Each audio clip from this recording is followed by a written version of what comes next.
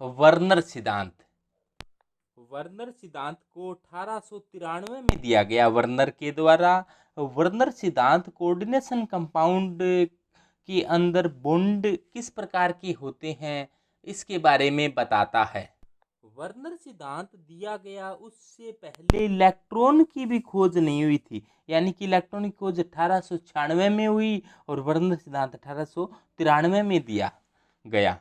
Werner सिद्धांत electron की खोज होने से पहले ही वर्नर ने कोऑर्डिनेशन कंपाउंड में दो प्रकार की संयोजकताएं बताई।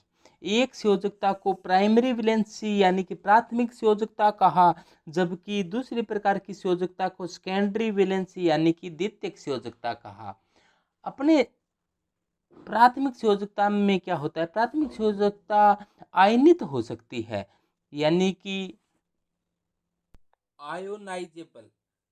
आयोनाइजेबल का अर्थ आयनित हो सकती है, जबकि सेकेंडरी जो वैलेंसी है, द्वितीयक संयोजकता है, वो नोट आयोनाइजेबल, यानी कि द्वितीयक संयोजकता है वो आयोनाइजेबल नहीं है, यानी कि आयनित नहीं हो सकती है। तो प्राइमरी वैलेंसी क्या होती है, सेकेंडरी वैलेंसी क्या होती है, इसे समझने के लिए अपने एक एग्जांपल लेते हैं कि जैसे मान लो कोई भी ये मेटल है और मेटल के साथ कोई लिगेंड जुड़े हैं। लिगेंड जितने जुड़ते हैं तो उसको एन कह देते हैं। ये नंबर ऑफ लिगेंड्स होते हैं। ये मेटल है, सेंट्रल मेटल, ये सेंट्रल एटम है, ये सामान्य सेंट्रल मेटल होता है। नॉन मेटल भी हो सकता है कभी कभार। इसका कोई एग्जाम्पल के तौर पर लें, जैसे मान लो कोई कोबाल्ट का संकुल यौगिक है और इसके साथ मान लो अमोनिया है, वो लिगेंड की भांति जुड़े हुए हैं, और अमोनिया जो लिगेंड है उसकी संख्या है वो 6 है और इस पर चार्ज है वो +3 है। +3 को उदासीन करने के लिए मान लो कि 3 क्लोराइड बाहर हैं। तो जब ये आयनित होता है तो ये आयनित कैसे होगा कि CONH3 की 6। अब देखो ये Cl है, Cl बाहर जाएगा तो 3Cl माइनस, यानी कि माइनस के 3 बाहर गए हैं। इसका मतलब इस पर चार्ज क्या आएगा, +3, क्योंकि ये उदासीन है, इस पर पहले कोई चार्ज नहीं है। इसका मतलब Cl माइनस के रूप में बाहर जाएगा तो इस पर चार्ज कैसा बन जाएगा, प्लस का चार्ज बन जाएगा। तो ये इसको कहा जाता है, मेटल और लिगेंड को कहा जाता है कोऑर्डिनेशन स्फीयर। कोऑर्डिनेशन स्फीयर पर चार्ज कैसा है, पॉजिटिव, और यहाँ पर जो बाहर बैठा है वो क्लोराइड है। तो जो बाहर है, यानी कि जो आयनित हो सकता है, जो आयनित हो सकता है वो क्या होती है, प्राइमरी वैलेंसी होती है। तो प्राइमरी वैलेंसी को समझ गए होंगे, जो बाहर होता है यानी कि कोऑर्डिनेशन स्फीयर के बाहर होता है, आयनित हो सकती है। आयनित का मतलब इसके आयन हैं वो अलग हो सकते हैं, तो इसको प्राइमरी वैलेंसी कहा है। जबकि सेकेंडरी वैलेंसी है वो कोऑर्डिनेशन स्फीयर के अंदर जो लिगेंड है वो सेकेंडरी वैलेंसी बनाते हैं, कोऑर्डिनेशन स्फीयर के अंदर होते हैं। ये नॉन आयोनाइजेबल होता है, यानी कि आयनित नहीं होती है। या कोऑर्डिनेशन स्फीयर के जो अंदर होता है मेटल और लिगेंड, वो आयोनाइजेशन, उनका आयोनाइजेशन नहीं होता है। तो प्राथमिक संयोजकता है वो ऑक्सीडेशन स्टेट को बताएगी, जबकि द्वितीयक संयोजकता है वो कोऑर्डिनेशन नंबर को बताता है। कोऑर्डिनेशन नंबर का मतलब समन्वय संख्या। कोऑर्डिनेशन नंबर यहाँ पर जैसे मान लो ये कोई कोऑर्डिनेशन कंपाउंड है, तो यहाँ पर कितने कोऑर्डिनेट बॉन्ड बने हैं उसकी संख्या है। यहाँ पर जैसे मान लो समन्वय संख्या, इसकी कोऑर्डिनेशन नंबर कितनी है, 6 है। इसका मतलब क्या है, मेटल के साथ, जो सेंट्रल मेटल है उसके साथ नंबर ऑफ कोऑर्डिनेट बॉन्ड क्या है, 6 है। तो coordination number number of coordinate bond को बताती है। और जो सेकेंडरी वैलेंसी है वो कोऑर्डिनेट बॉन्ड बनाने का काम करती है, और जो कोऑर्डिनेट बॉन्ड बनाने का काम करती है वो नेगेटिव, पॉजिटिव या न्यूट्रल कुछ भी हो सकता है। यानी कि अपने ऐसे कहीं सेकेंडरी वैलेंसी होती है वो लिगेंड के द्वारा पूर्ण होती है, लिगेंड पर चार्ज नेगेटिव, पॉजिटिव, या फिर ऐसा हो सकता है कि कोई चार्ज न हो। और जो सेकेंडरी वैलेंसी है वो आयनित नहीं होती है। और ये सेकेंडरी वैलेंसी है वो कोऑर्डिनेशन कंपाउंड के पॉलीहेड्रा यानी कोऑर्डिनेशन कंपाउंड की शेप क्या होगी उसके बारे में बताता है, जबकि प्राइमरी वैलेंसी है वो शेप के बारे में नहीं बताता है। और प्राइमरी वैलेंसी को दर्शाने का तरीका डॉटेड लाइन से होता है, यानी कि डॉट डॉट डॉट डॉट कर कर दर्शाएंगे, जबकि सेकेंडरी वैलेंसी होती है इसको गहरी लाइन से दर्शाएंगे, यानी कि सेकेंडरी वैलेंसी को गहरी लाइन से दिखाएंगे, डॉटेड लाइन से नहीं दर्शाएंगे। सेकेंडरी वैलेंसी कोऑर्डिनेशन कंपाउंड की शेप बताती है, जैसे मान लो कि sp हाइब्रिडाइजेशन है तो शेप क्या होती है, लीनियर होती है। sp2 हाइब्रिडाइजेशन है तो शेप क्या होती है, समतल त्रिकोणीय होती है। sp3 हाइब्रिडाइजेशन है तो शेप क्या होती है, चतुष्फलकीय होती है। चतुष्फलकीय इस प्रकार की शेप होती है। बॉन्ड एंगल होता है वो 109 डिग्री 28 मिनट होता है।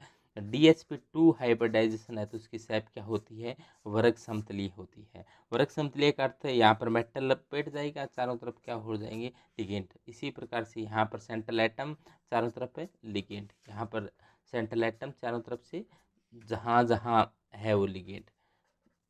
तो इस प्रकार से इनकी शेप के बारे में जो बताती है वो सेकेंडरी वैलेंसी होती है। मान लो कि कोई कोऑर्डिनेशन कंपाउंड है CONH3 की 6, इस पर +3 है, या फिर +3 नहीं लगाना चाहते तो अपने क्या लगा दो, बाहर कोई नेगेटिव चार्ज वाला बैठा है, मान लो कि 3 किलो Cl3 है। अब ये आयनित होगा तो कैसे होगा, देखो CONH3 की 6 +3 +3 Cl-। तो जो बाहर होता है, यानी कि ये जो बाहर है ये क्या है, प्राइमरी वैलेंसी को बताता है। ये क्या बताता है, प्राइमरी वैलेंसी को बताता है। और जो अंदर होता है, जो सेंट्रल मेटल है या सेंट्रल एटम के साथ जो जुड़ा होता है वो किसको बताता है, सेकेंडरी वैलेंसी को बताता है। तो सेकेंडरी वैलेंसी जो कोऑर्डिनेशन स्फीयर के अंदर आ गया वो सेकेंडरी वैलेंसी, जो बाहर है वो प्राइमरी वैलेंसी को बताता है। प्राइमरी वैलेंसी होती है वो अलग हो सकती है, यानी कि आयनित प्रकार की होती है, तो प्राइमरी वैलेंसी अलग हो सकती है, जबकि सेकेंडरी वैलेंसी है वो अलग नहीं होती है। तो सेकेंडरी वैलेंसी क्या बताती है, इसकी सेकेंडरी वैलेंसी इस कोऑर्डिनेशन कंपाउंड है उसकी जो शेप होगी, जैसे मान लो 6 है तो 6 है तो इसकी शेप ऑक्टाहेड्रल होगी। और प्राइमरी वैलेंसी चार्ज को बताएगी, कोऑर्डिनेशन कंपाउंड पर चार्ज कैसा आएगा, जैसे मान लो Cl3 है, Cl3 बाहर निकलेगा 3Cl- के रूप में, तो इस पर चार्ज क्या छोड़कर जाएगा, +3। तो चार्ज के बारे में बताने वाली कौन सी है, प्राइमरी वैलेंसी है। जैसे कुछ एग्जाम्पल के तौर पर यहाँ पर अपने देखो Cl3 बाहर है तो इसकी प्राइमरी वैलेंसी 3 है। यहाँ पर 2 क्लोरीन बाहर है तो इसकी प्राइमरी वैलेंसी 2 हो गई। यहाँ पर 1 ही क्लोरीन बाहर है तो इसकी प्राइमरी वैलेंसी 1 हो गई। यानी प्राथमिक संयोजकता है वो कोऑर्डिनेशन स्फीयर के बाहर कितने हैं वही संख्या होती है, जबकि सेकेंडरी वैलेंसी है वो नंबर ऑफ लिगेंड होते हैं, या अपने ऐसे कहें कि जो सेंट्रल एटम के साथ जो जुड़ने वाले नंबर ऑफ लिगेंड है वो क्या बना रही हैं, सेकेंडरी वैलेंसी बनाते हैं। या मैं ऐसे कह दूं ये कोऑर्डिनेशन नंबर ही होती है, कोऑर्डिनेशन नंबर को बताती है सेकेंडरी वैलेंसी। जैसे मोनोडेंटेड लिगेंड है तो उतने ही होंगे, डाइडेंटेड लिगेंड है तो 2 से गुणा कर देते हैं। और कोऑर्डिनेशन कंपाउंड है, यानी कोऑर्डिनेशन कंपाउंड यानी कि मेटल और लिगेंड है, उस पर चार्ज कितना है, यहाँ पर प्लस में हो सकता है माइनस में हो सकता है, वो कितना है वो कौन बताएगा, प्राइमरी वैलेंसी बताएगी। प्राइमरी वैलेंसी जैसे मान लो यहाँ पर Cl3 था तो ये टूटा तो इस पर चार्ज क्या गया, +3। तो ये किसने बताया, प्राइमरी वैलेंसी ने बताया। एप्लीकेशन ऑफ वर्नर थ्योरी, तो वर्नर थ्योरी अपने को क्या फ़ायदा पहुंचा सकती है। जैसे देखो मान लो कोई भी कंपाउंड है, कि जैसे मान लो ये कंपाउंड ले ले अपने CrCl3 6NH3 है, तो अब इस प्रकार का कोई कंपाउंड हो तो अपने को क्या पता चलेगा, जैसे मान लो Cr इसकी कोऑर्डिनेशन नंबर होती है, समन्वय संख्या 6 होती है, तो ये NH3 मान लो कि ये 6 के 6 हैं वो सेकेंडरी वैलेंसी की बातें काम कर रही हैं, तो 3Cl है वो किसकी बातें काम कर रही हैं, प्राइमरी वैलेंसी की बातें काम कर रही हैं। तो इसका वियोजन होगा तो कैसे होगा कि ये वाला मटेरियल अलग रहेगा और ये वाला क्या हो जाएगा, अलग हो जाएगा। कैसे हो जाएगा, देखो CrNH3 की होल 6 पर चार्ज क्या आ जाएगा, 3Cl है वो बाहर निकलेंगे, 3Cl बाहर निकलेंगे तो इस पर चार्ज क्या आ जाएगा, प्लस का 3। तो ये तो क्या है, सेकेंडरी वैलेंसी है और ये क्या है, प्राइमरी वैलेंसी है। तो ये है प्राइमरी वैलेंसी और ये है सेकेंडरी वैलेंसी। तो प्राइमरी वैलेंसी सेकेंडरी वैलेंसी को समझ गए होंगे आप।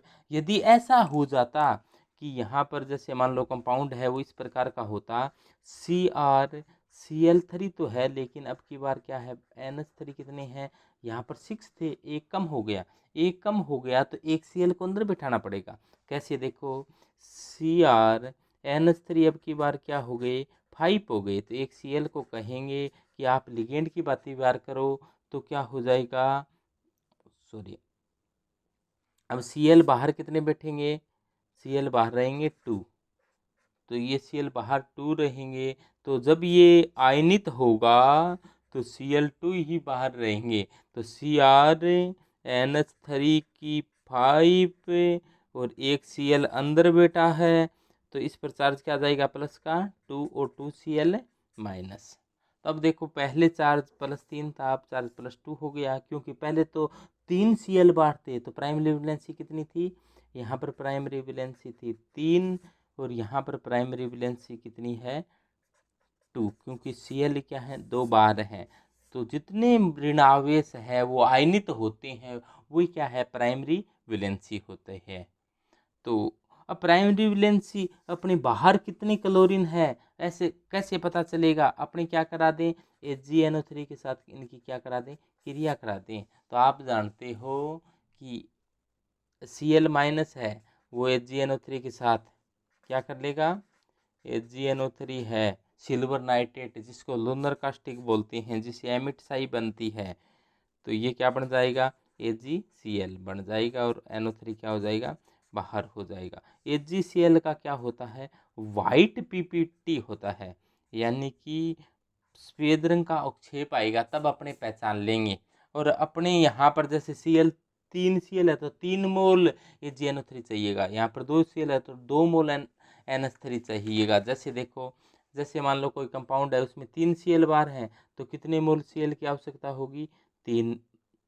कितने मोल HgNO3 चाहिएगा, 3। 2 ही हैं तो 2 मोल, 1 ही हैं तो 1 मोल, है ही नहीं तो कोई H नहीं चाहिए। तो यहाँ पर जो मोल बनेंगे, नंबर ऑफ आयन कितने बनेंगे, 3 तो ये, 1 ये 4, 2 ये, 1 ये 3, 1 1 2, तो ये टूटेगा ही नहीं, ये बेचारा कैसे टूटेगा। तो अब देखो क्लोरीन कितनी है, 3, तो HgNO3 कितने मोल चाहिए, 3। जितने क्लोरीन है उतने ही अपने को सिल्वर नाइट्रेट के नंबर ऑफ मोल चाहिएंगे। और जितने टाइप के नंबर ऑफ मोल, यानी कि नंबर ऑफ मोल बढ़ेंगे तो क्या होगा, नंबर ऑफ मोल बढ़ने पर जो मोलर कंडक्टिविटी है वो बढ़ती है। तो मोलर कंडक्टिविटी है वो नंबर ऑफ मोल पर निर्भर करती है। जैसे देखो यहाँ पर नंबर ऑफ आयन 4 थे, यहाँ पर नंबर ऑफ आयन 3 हो गए, नंबर ऑफ आयन 2 हो गए, नंबर ऑफ आयन 0 हो गई। तो जैसे जैसे इधर जा रही हैं अपनी, तो नंबर ऑफ मोल है वो कम हो रही हैं, तो मोलर कंडक्टिविटी भी क्या हो रही है, कम हो रही है। एक बात और देखो कि जो ऑक्सीडेशन स्टेट है वो सामान्यतः +3 होती है, ऑक्सीडेशन स्टेट होती है वो +3 होती है। तो अपने से एग्जाम में बाई चांस न निकले तो एक बार आप +3 मानकर उत्तर दे सकते हो सकता है संभावना की सही हो जाए। तो सामान्यतः ऑक्सीडेशन स्टेट +3 होती है। जो कोऑर्डिनेशन नंबर होती है सामान्यतः नंबर ऑफ सेंट्रल एटम के साथ नंबर ऑफ लिगेंड कितने जुड़ते हैं, 6 मोनोडेंटेड लिगेंड। तो ये कोऑर्डिनेशन नंबर क्या होती है, सामान्यतः 6 होती है। चेंजिंग हो सकती है इनमें, कम ज़्यादा हो सकती है, लेकिन सामान्य बात बताई है। जो मोलर कंडक्टिविटी है यानी कि मोलर चालकता है, तो वो नंबर ऑफ मोल ऑफ आयनों के मोलों की संख्या पर निर्भर करते हैं। तो आयनों की मोल बढ़ेंगे तो मोलर कनेक्टिविटी बढ़ जाती है। कई बार ऐसा होता है कि आयन बराबर ही बन रहे हों तो मोलर कंडक्टिविटी किसकी ज़्यादा होगी, जिस पर चार्ज ज़्यादा होगा। जैसे मान लो कोई ऐसा कंपाउंड है जिस पर एक Cl बाहर बैठा है और एक इस पर चार्ज, तो प्लस आएगा इस कोऑर्डिनेशन स्फीयर पर, तो ये आयनित होगा। तो दो ही प्रकार के आयन बने, यहाँ पर भी दो बन रही हैं, यहाँ पर भी दो बन रही हैं, लेकिन यहाँ पर चार्ज प्लस एक ही चार्ज है, यहाँ पर क्या है +2 - 2 है, तो डबल चार्ज हो गया। यहाँ पर +3 - 3 है, तो इधर जा रहे हैं, चार्ज बढ़ रहा है, चार्ज बढ़ रहा है, तो मोलर कंडक्टिविटी भी क्या होती जा रही है, बढ़ती जा रही है। तो मोलर कंडक्टिविटी है वो नंबर ऑफ पे मोल्स पर निर्भर करती हैं, तो number of moles of ion पर निर्भर करती हैं। यदि number of moles of ion है वो बराबर हो तो किस पर निर्भर करेगा, तो जो आयन है उसके चार्ज पर निर्भर करेगा। चार्ज बढ़ेगा, जैसे देखो यहाँ पर चार्ज बढ़ गया, यहाँ पर एक चार्ज था, यहाँ पर 2 है, यहाँ पर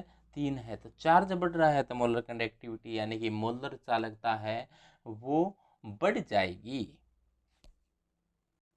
please like, share and subscribe Rajesh Lakhera chemistry. मैं राजेश लखेरा